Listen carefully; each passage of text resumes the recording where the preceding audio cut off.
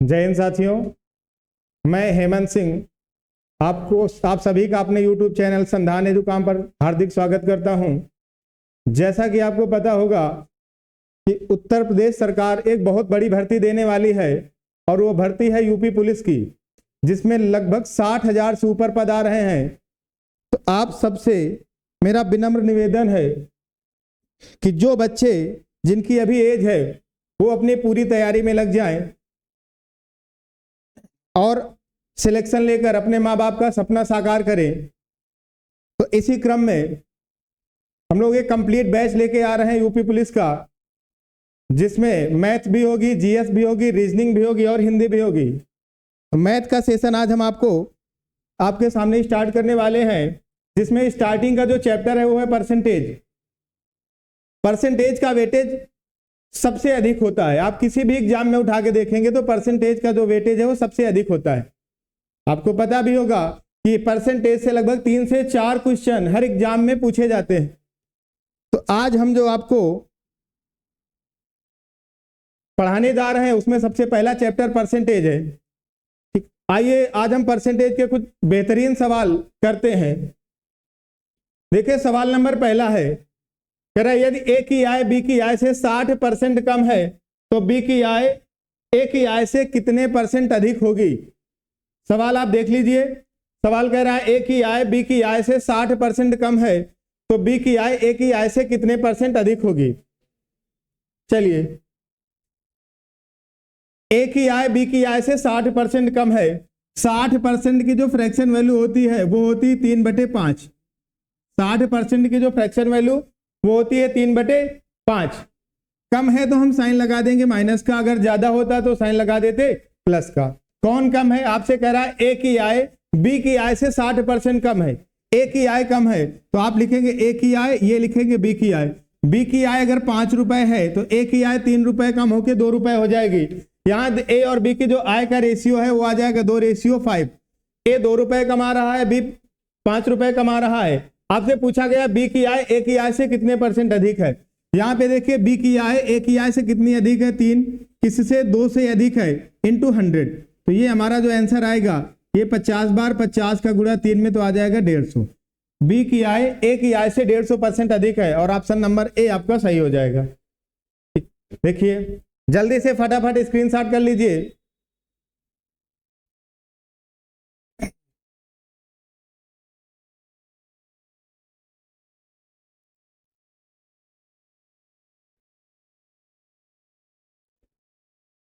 हो गया?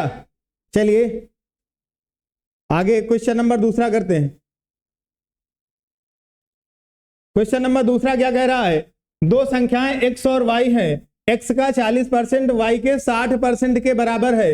यदि x और y का औसत 225 दिया है तो आपको बताना है x और y के बीच का अंतर कितना है।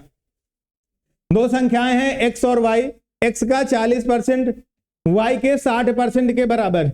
x का 40% y के 60% के बराबर है। तो यहां से आप देखेंगे x का 40% बराबर है y के 60%, तो x इंटू एक्स का 40% बराबर ये आपका है y के 60% के। यहां से परसेंट कैंसिल हो जाएगा, x/y आ जाएगा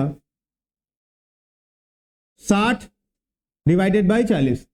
x की जो वैल्यू आएगी वो आ जाएगी 3 और y की वैल्यू आ जाएगी 2। x का मान 3 आ गया, y का मान 2 आ गया। आपसे कहा गया है x और y इनका औसत 225 दिया है। अगर दो संख्याएं उनका औसत 225 है तो आपको भी पता उनका सम हो जाएगा 450। दोनों संख्याओं का सम कितना हो जाएगा? 450। यहां देखिए आपको x मिल गया है 3, y मिल गया है 2। अगर हम यहां दोनों संख्याओं का सम करते हैं तो हमारा सम आ रहा है 5।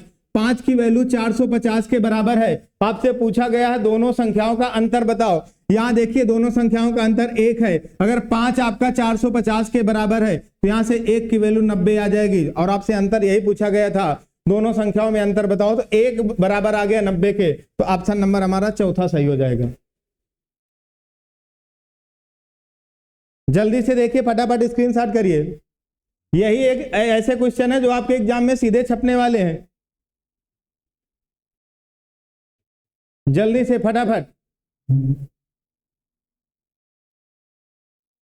चलिए आगे बढ़ते हैं, तीसरे क्वेश्चन पे आते हैं। ये देखिए जो सबसे बेहतरीन सवाल है आज की क्लास का, सबसे बेहतरीन सवाल ये, इस सवाल का आंसर बताने वाले को डेयरी मिल्क की 5 चॉकलेट फ्री मिलेंगी।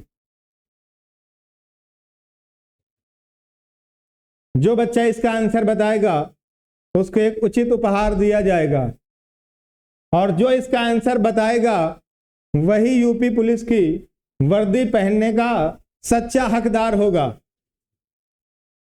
आइए देखते हैं। कह रहा एक परीक्षा में बैठने वाले लड़कों और लड़कियों की संख्या का अनुपात 9:7 है। परीक्षा पास करने वाले लड़कों और लड़कियों की संख्या 3:2 के अनुपात में थी। 60% लड़कियां परीक्षा में उत्तीर्ण हुई, तो परीक्षा में उत्तीर्ण लड़कों का प्रतिशत बताना है। देखिए एक परीक्षा है जहां पे लड़के और लड़कियों की संख्या का अनुपात दिया है 9:7। क्या हम लड़कों की संख्या 90 और लड़कियों की संख्या 70 मान सकते हैं? रेशियो है, किसी भी एक नंबर से मल्टीप्लाई कर सकते हैं या डिवाइड कर सकते हैं।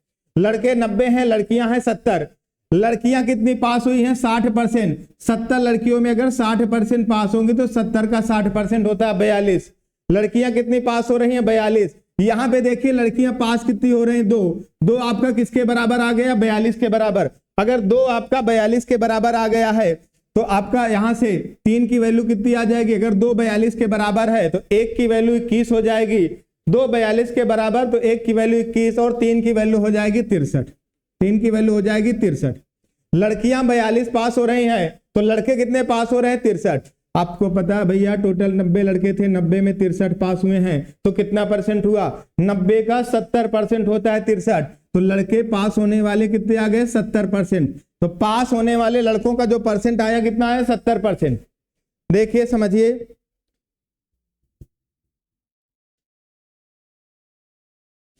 पास होने लड़के और लड़कियों की जो संख्या का अनुपात था वो था 9:7। हमने इसको 90 और 70 कर लिया। जो लड़के और लड़कियां पास होने का अनुपात था उनका था 3:2। जो आपका लड़कियां था वो 60% लड़कियां परीक्षा में पास हो रही हैं। लड़कियां 70 है, 70 में 60% पार हुई, 70 का 60% होता है 42। यहाँ पे जो लड़कियां पास हो रही हैं उनकी संख्या दिया है 2 की वैल्यू 42 के बराबर आ गई तो 1 की वैल्यू 21 के बराबर आ जाएगी। 3 की वैल्यू हो जाएगी 63। लड़के टोटल 90 थे, 90 में 63 पास हो रहे हैं, कितना परसेंट होगा? 70%। चलिए स्क्रीनशॉट कर लीजिए इस क्वेश्चन का। चलिए आगे, अगला सवाल है, किसी वृत्त की त्रिज्या में 11% की कमी होती है, फिर वृत्त के क्षेत्रफल में कुल कितनी कमी है? बताना है। वृत्त की त्रिज्या में 11% की कमी होती है तो क्षेत्रफल में कुल कितने परसेंट की कमी होगी? वृत्त का क्षेत्रफल होता है πr²। वृत्त का जो क्षेत्रफल होता है वो होता है πr²। जो वृत्त का क्षेत्रफल है, एरिया, वृत्त का एरिया जो होता है वो होता है πr²। इस पूरे फार्मूले में देखिए कांस्टेंट क्या हुआ? पाई। जो चीज कांस्टेंट होती है उसको हम काट देते, उससे हमारा कोई मतलब नहीं होता, वो तो फिक्स हो गई। एरिया होता r², मतलब r को आपको 2 बार बढ़ाना या कम करना है। यहाँ पे 11% की कमी हुई है तो r को आपको 2 बार कम करना है। आपको पता है सक्सेसिव का फार्मूला लगेगा। सक्सेसिव का फार्मूला क्या होता है? x + y + x × y divided by 100। यहाँ पे कमी हुई है तो x भी माइनस का आएगा और y भी माइनस का आएगा, तो आप इनकी जगह रखिए -11 + -11 × -11 डिवाइडेड बाई 100। ये -11 आ जाएगा -22 और ये माइनस हो जाएगा प्लस, तो 22 - 11 और 11 का आप गुणा करोगे तो आ जाएगा 121। 121 में 100 का भाग करोगे तो आ जाएगा 1.21। अब 22 में ये आएगा माइनस का 22, ये आएगा प्लस का।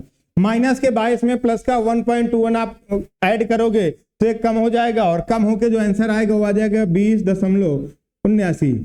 20.79 ये माइनस का आएगा। माइनस का चिन्ह ये दर्शाता है कि जो क्षेत्रफल वो कम हुआ है, तो वृत्त का क्षेत्रफल कितने परसेंट कम हो गया? 20.79%। ऑप्शन हमारा ए करेक्ट हो जाएगा।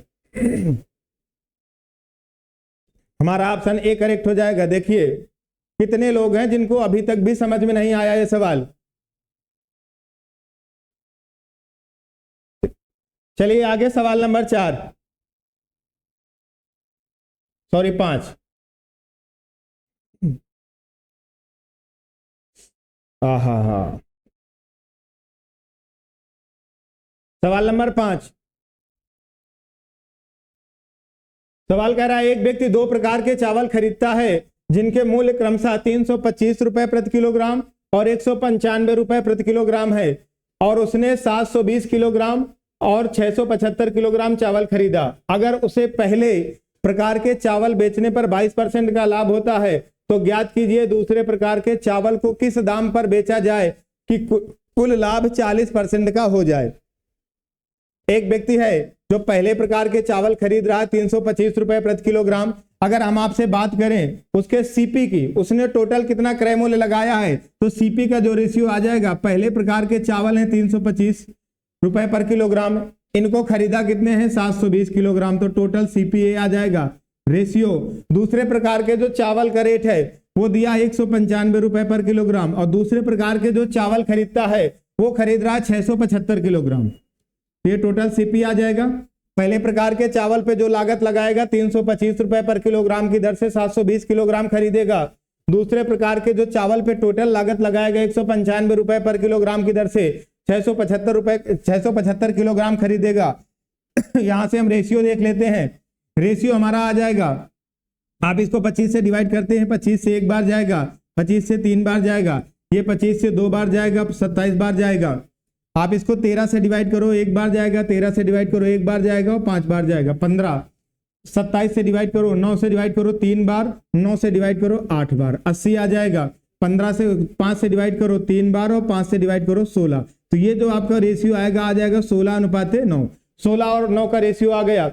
पहले प्रकार के चावल की जो टोटल कास्ट प्राइस है वो 16 रेशियो आ गई। दूसरे प्रकार के चावल की जो कास्ट प्राइस है वो 9 रेशियो आ गई। पहले प्रकार के चावल को वो 22% के लाभ पर बेचता है, पहले प्रकार के चावल को 22% के लाभ पर बेचता है, और टोटल पर उसे 40% का लाभ होता है।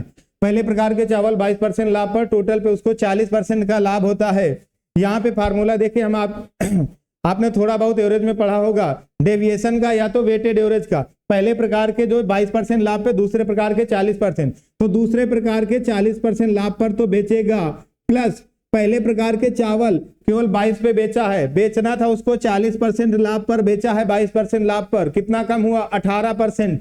18% 16 जगह कम होगा, 18% की कमी 16 जगह होगी, तो 16 से मल्टीप्लाई करेंगे। और इसकी भरपाई कौन करेगा, इसकी भरपाई ये 9 करेंगे, तो 9 से डिवाइड कर दो, 9 दूना 18, यह आ जाएगा 16 दूना 32 और 40, तो टोटल आ जाएगा 72%। टोटल कितना आ जाएगा 72%। तो दूसरे प्रकार का जो चावल है वो कितने परसेंट लाभ पर बिकेगा, 72% लाभ पर। दूसरे प्रकार के चावल का रेट कितना 195। 195 वाले सामान को आप 72% लाभ पे बेचोगे तो 1.72 में बेचोगे। यहां से देखिए यूनिट डिजिट जो आएगा, यहां हम डिजिटल सम लगा सकते हैं। 195 का 1.72%, यहां से डिजिटल सम आएगा 9 5 1 6, इसका डिजिटल सम 6 आ गया, इसका आया 1, 6 आएगा डिजिटल सम। यहाँ देखिए 3 3 6 1 7 5 12, 12 का 3, ये वाला ऑप्शन नहीं होगा। ये देखिए 4 3 7 1 8 2 10 10 5 15, ये 6, ये हो सकता है। ये आपका आएगा 3 1 4 5 9 9 9 18, इसका आएगा 9, ये वाला नहीं होगा। यहाँ देखिए 3 3 6 5 11 11 11 4 15, ये हो सकता है, या तो ये होगा या तो ये होगा। लेकिन आप बताइए भैया, यहाँ पे 5 का गुणा 2 में करोगे तो इकाई में 10 आएगा, यूनिट डिजिट 10 आएगा। आपको पता 335.4 को 335.40 लिख सकते हैं। तो हमारा ऑप्शन कौन सा सही हो जाएगा, चौथा नंबर, 335.40 रुपए पर किलोग्राम। 335.40 रुपए पर किलोग्राम इस सवाल का आंसर होगा। आप 195 का 1.72 निकालेंगे तो आपका 335.40 आ जाएगा। तो दूसरे प्रकार का जो चावल है अगर उसको लाभ में बेचना है तो कितने रुपए पर किलोग्राम की दर से बेचेगा, 335.40 रुपए पर किलोग्राम। चलिए आगे बढ़ते हैं सवाल नंबर 6वें की ओर।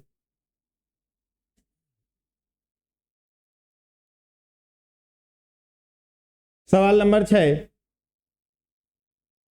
देखिए क्वेश्चन नंबर 6 कह रहा है ए बी और सी तीन धनात्मक संख्याएं इस प्रकार हैं कि ए बी का 70% है, बी सी का 40% है। यदि तीनों संख्याओं का योगफल 336 है तो बी और सी के योगफल का 15% ज्ञात करिए। जब भी ऐसा सवाल आ जाए तो ऐसे सवाल को हम पीछे से करते हैं। ये हमारी एक संख्या ए है, ये एक संख्या बी है, एक संख्या सी है। आपसे कंडीशन क्या कहा गया है, ए बी का 70% है, बी सी का 40% है। बी सी का 40%, अगर सी को हम 100 मान ले तो बी हमारा कितना आ जाएगा 40। बी कितना आ जाएगा 40। ए बी का 70% है, बी आपका 40 है, ए इसका 70% है, 40 का 70% होता है 28। तो पहली संख्या ए कितनी आ गई 28। पहली संख्या 28, दूसरी संख्या 40, तीसरी संख्या 100। तीनों संख्याओं का योग 336 दिया है। अगर हम अपने हिसाब से जोड़ रहे हैं तीनों संख्याएं तो हमारे हिसाब से तीनों संख्याओं का योग आ रहा 168, जिसकी वैल्यू क्वेश्चन में दिया 336। हमारे हिसाब का 2 गुना दिया है।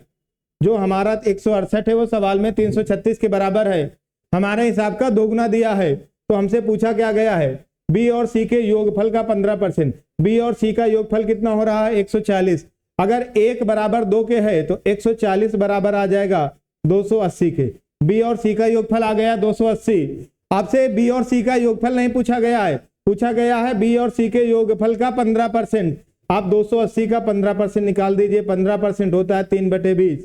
280 गुणे 3/20 जाएगा 2 से 14 बार जाएगा, 14 का गुणा 3 में करोगे तो आंसर आपका आ जाएगा 42।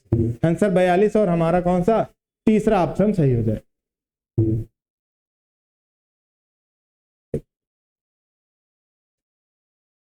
जल्दी से स्क्रीनशॉट कर लीजिए।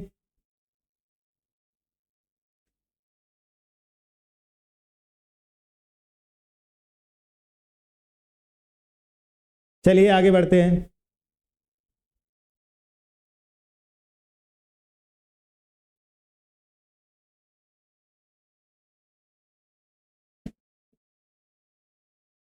धनात्मक संख्या के को जब उसके 30% से गुणा किया जाता है तो प्राप्त संख्या के से 170% अधिक होती है। तो संख्या के का मान बताना है। तो संख्या के का मान बताना है। धनात्मक संख्या के को जब उसके 30% से गुणा किया जाता है तो प्राप्त संख्या के से 170% अधिक होती है। तो संख्या के का मान बताना है। आइए देखते हैं इस सवाल को। हमारे पास एक धनात्मक संख्या के है, जब के को उसके 30% से गुणा किया जाता है। ये संख्या एक के है, जब आप के का गुणा के 30% से करते हैं तो जो रिजल्ट आपको प्राप्त होता है वो प्राप्त होता है संख्या के से 170% अधिक। 170% अधिक का मतलब के का 270%। जो रिजल्ट मिलेगा वो मिलेगा के का 270%। यहां से परसेंट कैंसिल हो जाएगा, के से के कैंसिल हो जाएगा, 30 से आप इसको डिवाइड करोगे तो 9 बार जाएगा। तो यहां से के की वैल्यू कितनी आ जाएगी 9 और के बराबर 9। ये आपका तीसरा ऑप्शन।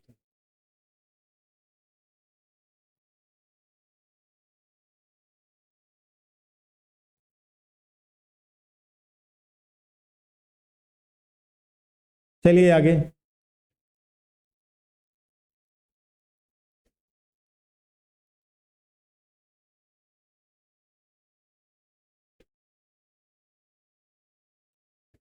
क्वेश्चन नंबर 7, ए की आय बी की आय से 20% कम है और सी की आय ए प्लस बी की आय के योगफल का 70% है और डी की आय सी की आय से 25% अधिक है। यदि बी और डी की आय के बीच का अंतर 23,000 रुपए है तो ए की आय आपको बताना है रुपए में। यहां देखिए आपसे कहा गया है ए की आय बी की आय से 20% कम है। ए की आय बी की आय से 20% कम है। 20% की फ्रैक्शन वैल्यू होती है 1/5। अगर बी की आय 5 रुपए है तो ए की आय 1 रुपए कम होकर 4 रुपए हो जाएगी। ए और बी की इनकम का जो रेशियो है वो आ जाएगा 4:5। ए बटे बी बराबर 4/5। ए की आय 4 रुपए है, बी की आय 5 रुपए है। फिर आपसे कहा गया है ए जो सी की आय है ए प्लस बी की आय के योगफल का 70% है। जो सी की आय है वो ए प्लस बी की आय का योगफल का 70% है। अगर हम a प्लस बी 70% होता है हमारा 7/10। अगर a प्लस बी की आय 10 रुपए है तो ये कितनी हो जाएगी सी की 7। सी की आय 7 आ गई, ए प्लस बी की आ गई 10। फिर आपसे कहा गया है डी की आय सी की आय से 25% अधिक है। तो जो डी की आय है वो सी की आय से 25% अधिक, अगर सी की आय 4 रुपए है तो डी की आय कितनी हो जाएगी? 5 रुपए। ठीक, यहाँ देखिए हमने एक रेशियो बना के तैयार कर लिया। ए और B, A B C D के बीच में जो रिलेशन बन रहा था वो हमने बना के तैयार कर दिया है। ए की आय बी की आय से 20% कम है और सी की आय ए प्लस बी की आय के योगफल के 70% के बराबर है। डी की आय सी की आय से 25% अधिक है। यदि बी और डी की आय के बीच का अंतर 23,000 रुपए दिया है तो आपको ए की आय बताना है। यहाँ देखिए ए बटे बी आया 4/5, सी अपान ए प्लस बी आया 7/10, डी अपान सी बराबर आया है 5/4। यहाँ देखिए सी 4 है, यहाँ सी 7 है, यहाँ ए प्लस बी कितना दिया है? 9, ए प्लस बी 9 दिया है और हमारा सी कितना दिया है? 4। तो एक काम करते हैं, हम सब जगह 36 से गुणा कर लेते हैं। अगर हम यहाँ पे 36 से गुणा कर लेंगे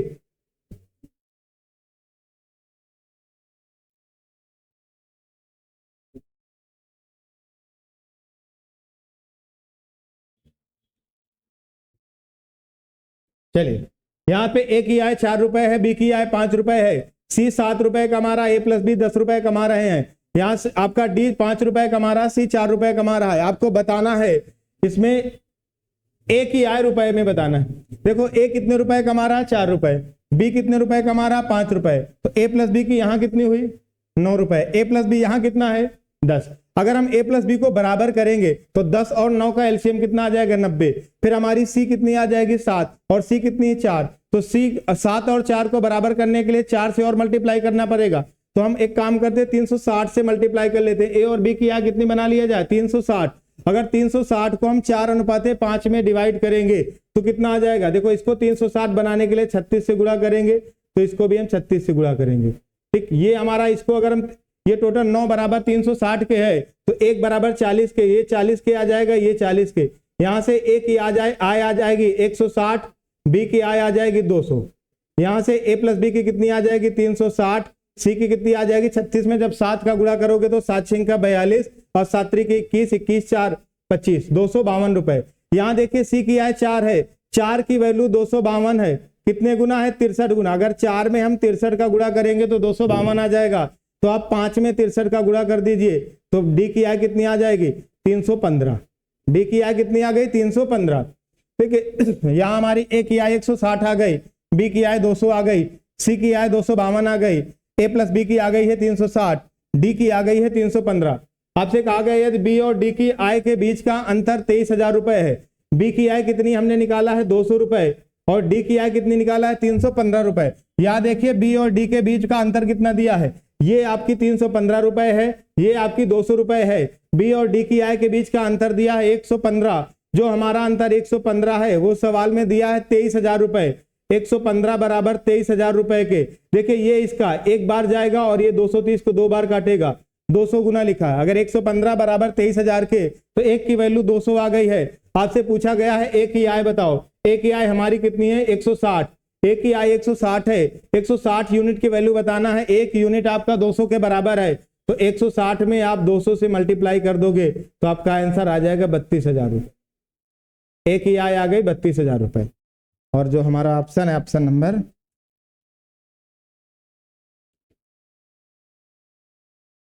B, option number B correct हो जाए।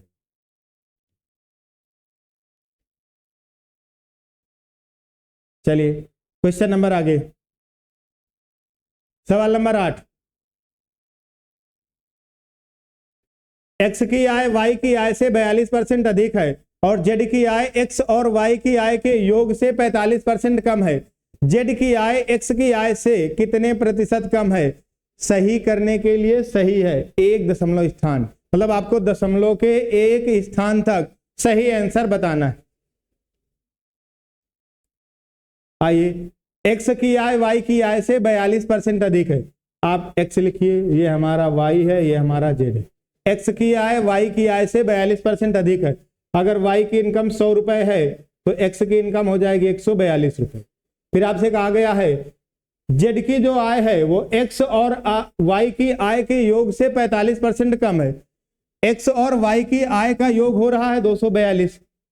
जेड की जो आय है इससे 45% कम है तो जेड की जो आय हो जाएगी 242 का 55%, मतलब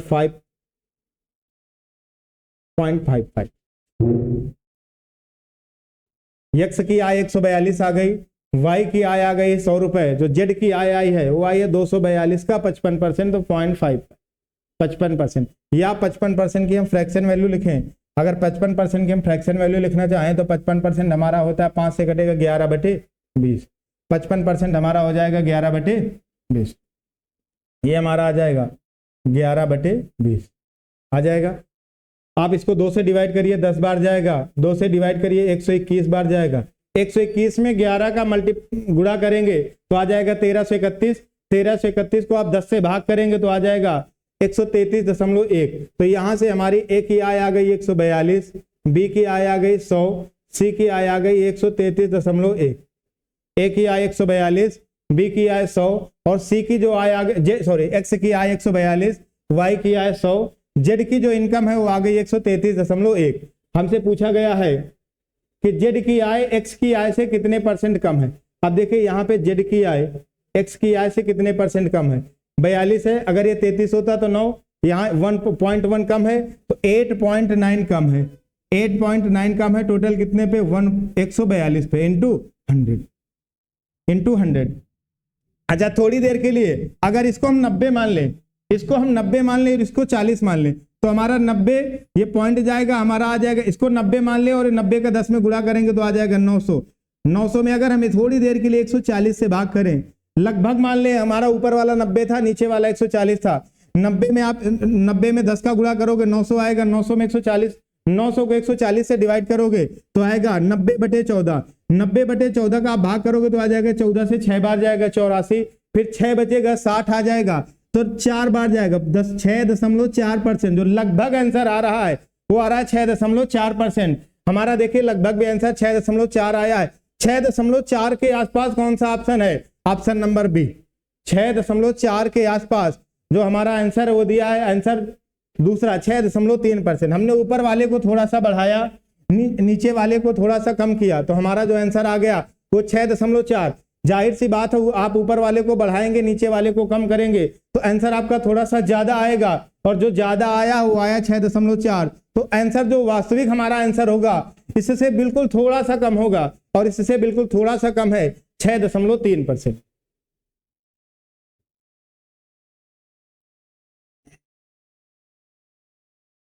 चलिए सवाल नंबर 9।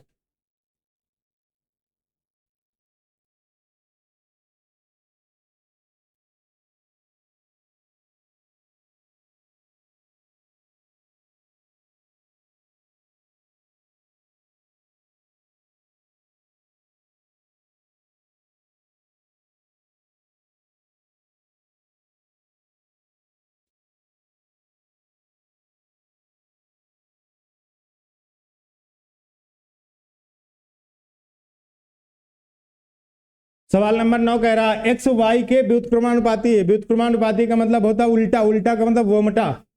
एक्स वाई के व्युत्क्रमानुपाती है। यदि एक्स को 37.5% बढ़ाया जाता है तो वाई के मान में कितने परसेंट का परिवर्तन होगा।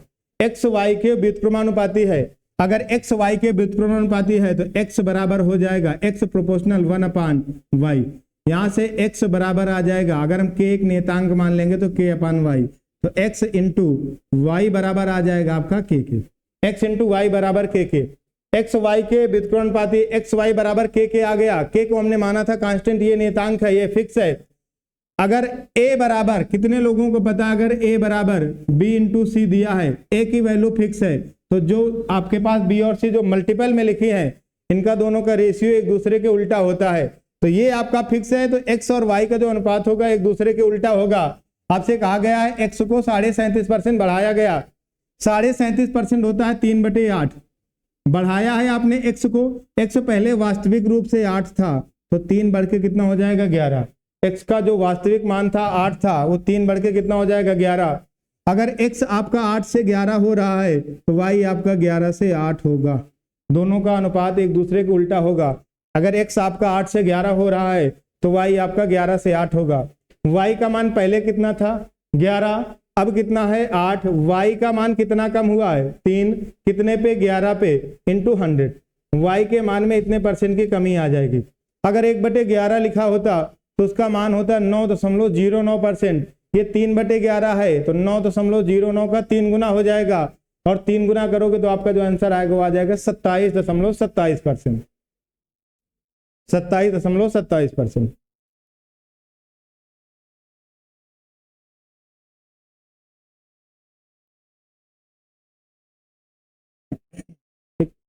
चलिए आगे बढ़ते हैं। सवाल नंबर 10।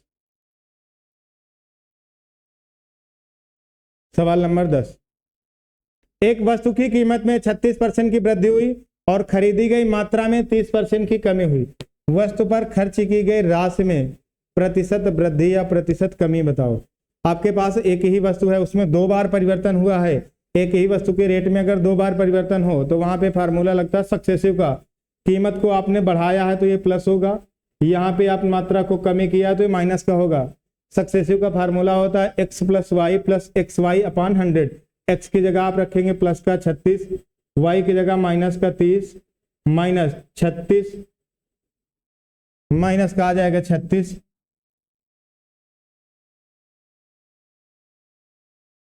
-36 into 30 divided by 100।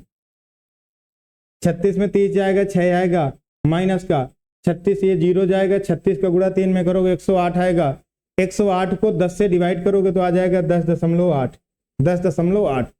10.8 में जब आप 6 कम करोगे तो आ जाएगा माइनस का 4.8%।